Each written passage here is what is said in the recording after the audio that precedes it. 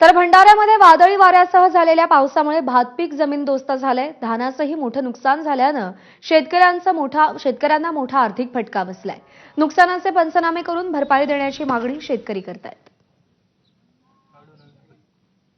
अवकाळी पावसामुळे आज उन्हाळीचे घेतलेले पीक अक्षरशः वाहून जात आहेत.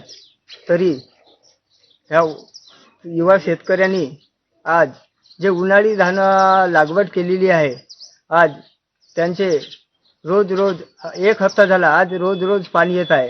त्यामुळे शेतकऱ्यांनी काय खावे? रोज येणाऱ्या अवकाळी पावसामुळे आज शेतकरी हवालदिल झालेला आहे. हातात आलेले पीक तोंडात आलेले पीक हे वाहून जात आहेत.